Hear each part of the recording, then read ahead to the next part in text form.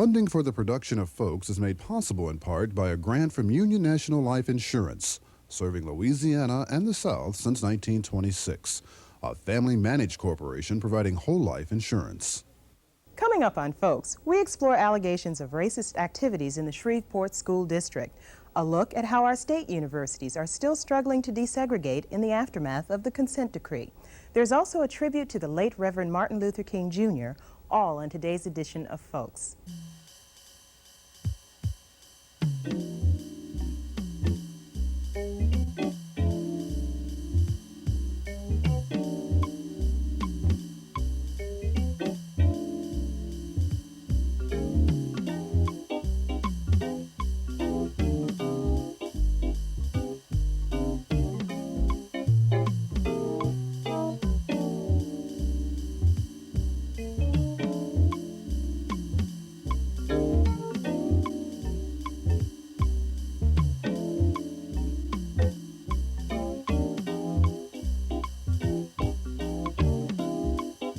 Hello everyone and welcome to Folks. I'm Sonya Masingale.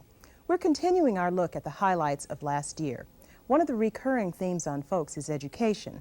According to many community leaders in Louisiana, our educational systems are failing to achieve racial balance.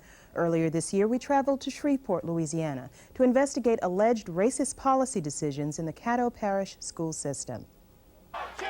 In a scene reminiscent of the turbulent 60s, protesters paraded around the Caddo Parish School Board to call attention to their stand on the proposal that would declare their school system unitary. They believe that blacks are not getting equal treatment from the school board. Larry English, NAACP president and one of the organizers of the protest marches, explains. We blacks still do not have the economic power to go out and spend $100,000 on a PR campaign to get our message across. We have to use our resources in our community. And I don't think that we've grown so sophisticated as a people that we still can't put on the blue jeans and the tennis shoes and go out and do a little old-fashioned protest. And I think that is a viable tool still, that's still viable in the 80s, and that when appropriately used, it can help to draw attention to your issue, to the issue that you are stressing. And so that was the motivating reason, was just simply to get the community, aware of what was happening to the school system. We didn't think that we were going to change anybody's mind. We didn't think that we were going to prohibit the school board from filing the motion. We knew we were going to go through with that. That was PR. That was something that we used to generate some attention to the issue. I think it worked. The NAACP is one of the 4 separate groups representing residents in Caddo Parish that filed objections in federal court stating that the board has not met the demands of the consent decree. Our concern is that there are numerous schools within the school system that do not come up to the standards that we feel should be providing quality education to children in the parish. We find it ironic that they could find only one particular school in the inner city that did not come up to snuff. We think there are presently about 35 one-race schools in the parish, and our point is that how can a system be declared unitary with that high figure of one-race schools? When the motion was made to file for unitary status, the school board was clearly divided along racial lines, with the white members voting in favor of the motion and black members against. Looking at the school board vote now, as you know, the Caddo Parish School Board is made up of 12 members, 8 whites and 4 blacks. Of those who voted to declare the Caddo Parish school system unitary, you had a split, a racial split. You had the 8 whites voting to declare it, and you had the 4 blacks voting to oppose it. At this point, the school system, the 12-member board, feels that we have done the things required by that consent decree. Part of that consent decree also said that there was a procedure to follow when we felt like that we were in compliance and had done what we said we were going to do. We are following that course now by appealing to the court and asking that they find that we are in compliance with the decree and that we have done what we said we would do in 1981. Anytime you have all of one kind, there's a problem. There's a red flag, especially when you're getting federal and state funds, public funds, to support that one segregated class, if it's all black or all white. So if you look at that situation and you look at the papers and you look at the data that the school system has provided, when you have 99% blacks at one school and 99% white at another school, there's a problem, a serious problem. The U.S. Justice Department attorney has filed his official response to the board's motion for unitary status.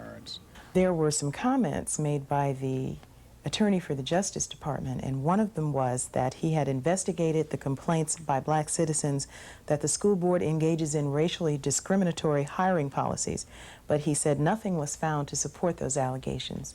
Would you care to comment on that? Well, I take opposition to that. I take opposition because I know for a fact that there are blacks who are qualified to teach in the school system and who have passed the NTE and other requirements that the school board has established, and they are not hired. The school board superintendent maintains that the board has complied with the consent decree, although there are still some problem areas to be dealt with, such as the hiring of black teachers and the placement of black principals. Caddo Parish, as well as other school systems in the state of Louisiana, simply have had problems getting enough black teachers that meet those certification requirements. In Caddo, we have employed every black that we can recruit or that has made application in Caddo that meets the employment criteria. And we don't do that with white teachers. So we actively are seeking black applicants and black teachers to come into Caddo. But even so, it's still true that the number of black teachers has decreased while the number of white teachers has increased because we simply don't have enough black applicants that meet the employment criteria. Of course, we know the reason for that is that there are not that many students, particularly minority students, going into teacher education training programs. The ones that finish the colleges in education, business and industry simply can pay better pay than we can. What will happen if this consent decree is done away with? How will that change things? From the superintendent's standpoint, we will continue to try to help those students that need help the most. And that's been one of the things the Caddo school system has worked on, is improving learning experiences for all students. Our dropout rate is lower than any other parish in the state. Our graduation rate is higher. We are graduating 78% of our students. For the state of Louisiana, it's about 55%. For the nation, it's about 70%. So we feel good about the number of students graduating. However, we're not satisfied with that. Even with a 78% graduation rate, it means 1 in 4 of those high school students do not graduate. Now, they're not all minority students, but a number of them are. We've got to find more ways to be more effective with all students. The Justice Department attorney said that the schools are legally desegregated in most respects, but pointed out that there are more improvements to be made.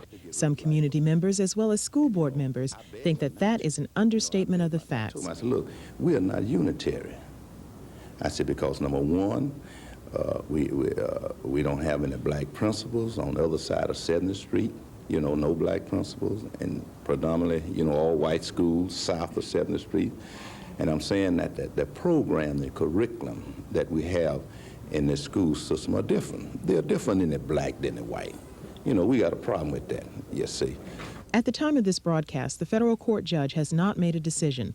The black community is optimistic but cautious. I'm prepared to let the lawyers deal with it if that's what it's going to take. But I would like to see us sit down, the NAACP, the school board, all the other parties who have filed objections to this motion, to sit down with the Caddo Parish School Board and let's work this thing out. This thing was originally filed when I was 10 years old. It's been in court 22 years now.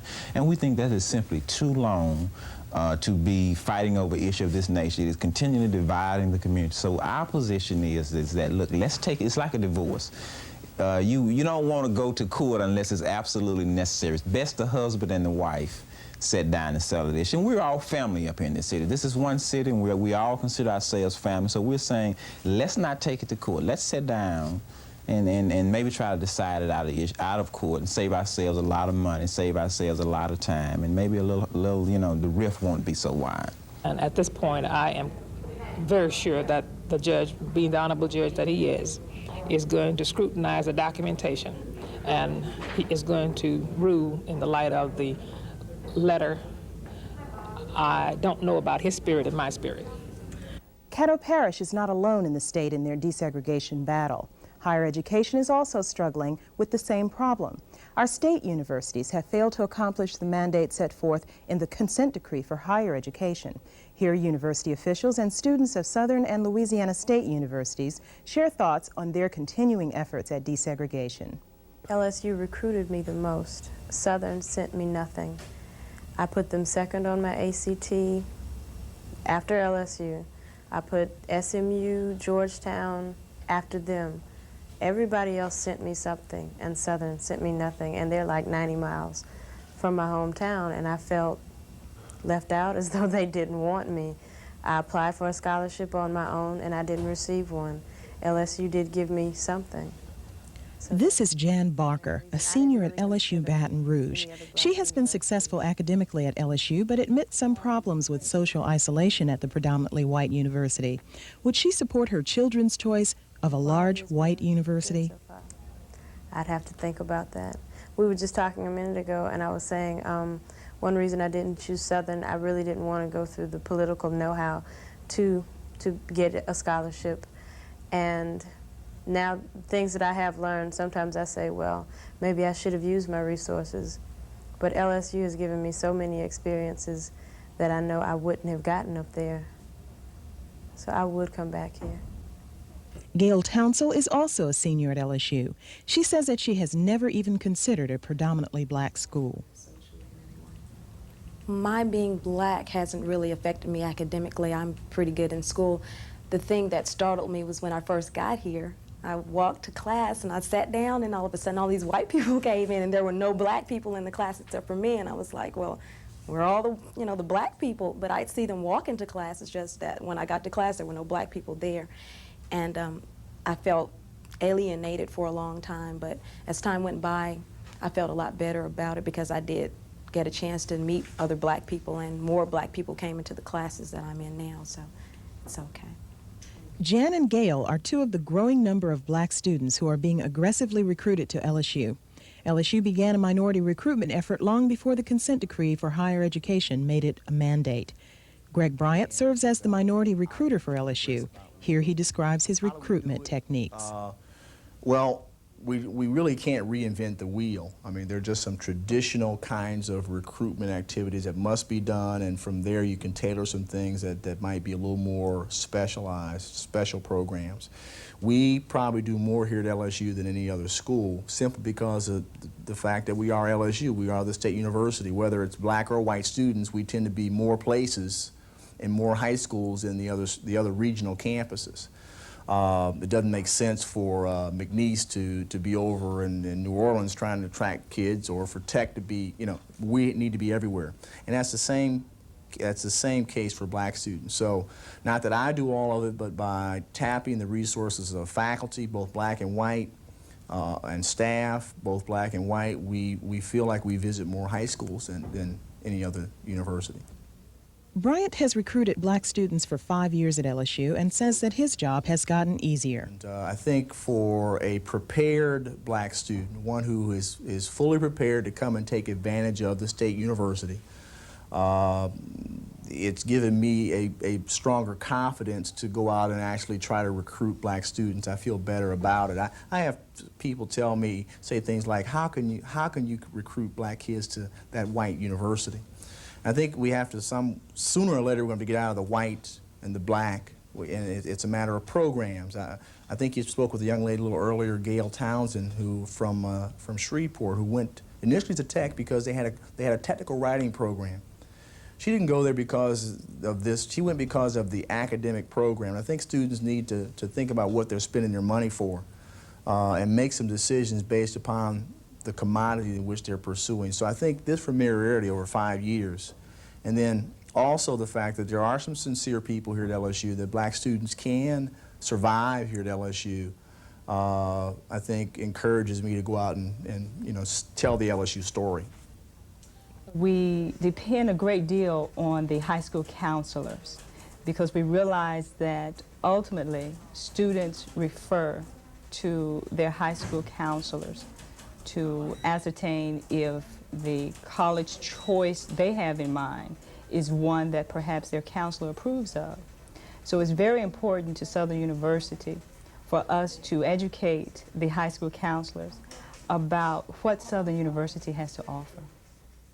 Gwendolyn Bodie is Director of Recruitment at Southern University. Southern has also fallen short of its desegregation goals. Bodie believes the problem is largely one of image. Well, number one, whites that we come in contact with simply don't know much about the university. They only hear the negative things about the university. The counselors in the various high schools don't usually say to white students, perhaps you should consider Southern University. Why, I cannot answer right now. We have found that they have simply been directed to other predominantly white universities. However, we are aiming to change that. And that is why I mentioned earlier that we're trying to educate the counselors in the high schools and let them know that Southern can be a viable option for your students. So it's going to take some time, I believe, because we're simply not talking about marketing the university. We're talking about changing folks' attitudes. I think it's natural that there would have been problems in implementing an agreement of this magnitude and diversity. You must remember that the decree was very, very complex. It addressed some very serious matters relating to the state, and we should have expected that there would have been problems, but also successes. Wesley McClure is the chancellor for the Southern University Baton Rouge campus. He feels that Southern has been attempting to carry out the dictates of the consent decree to the letter and in good faith, but the problems may lie in the weakness of the original document. It would be my judgment that weaknesses are strictly related to the fact that human beings were responsible for drafting the agreement. We had no way of predicting the future.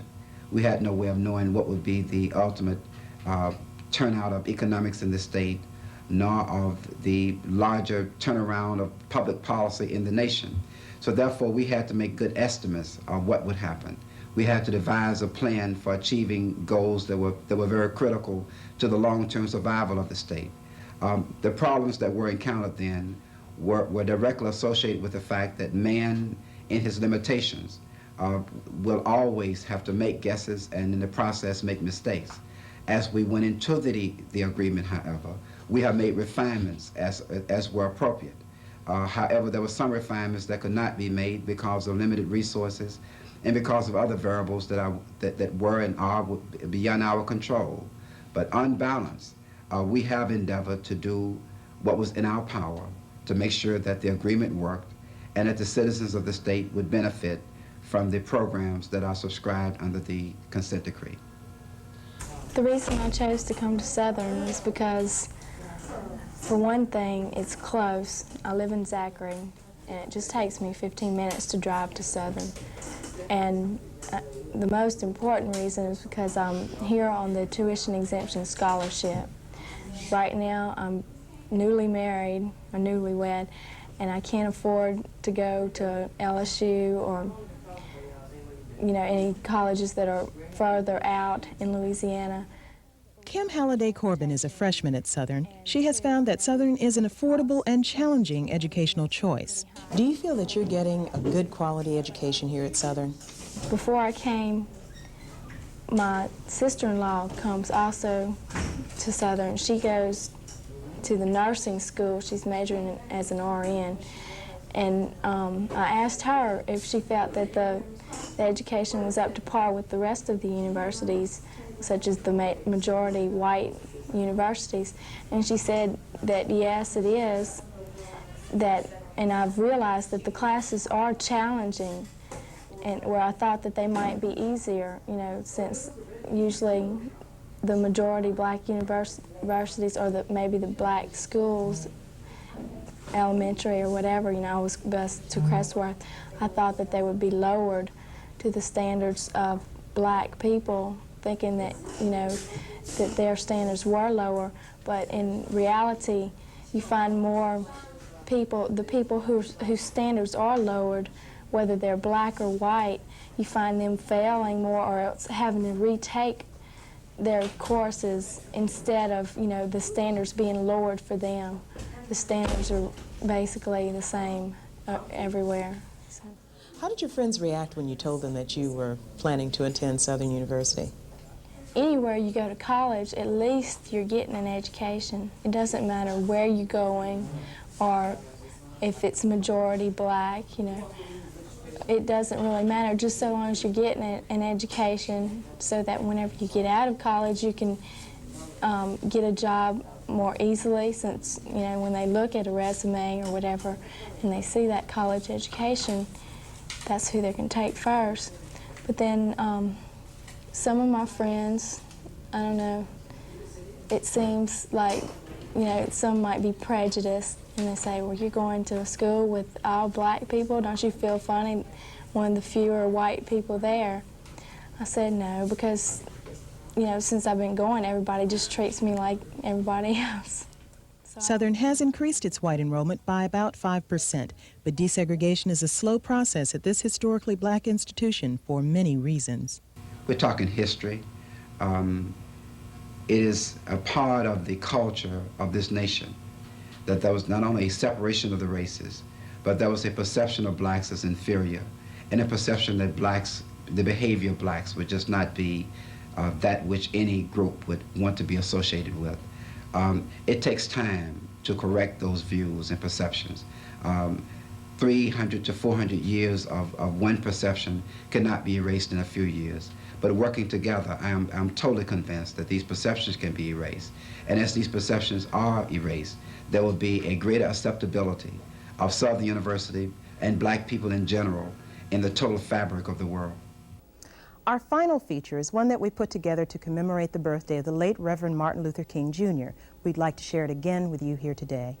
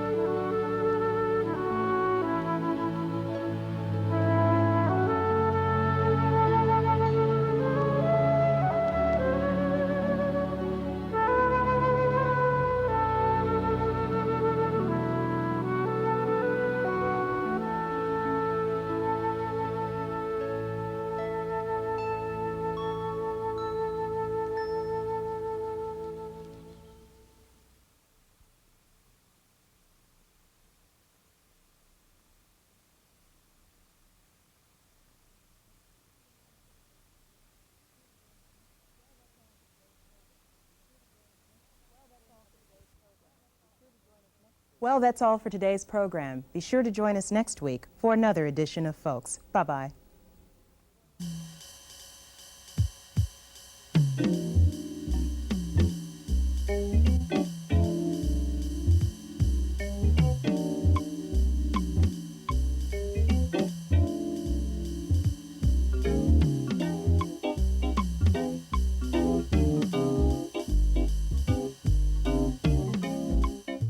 Funding for the production of Folks is made possible in part by a grant from Union National Life Insurance, serving Louisiana and the South since 1926, a family-managed corporation providing whole life insurance.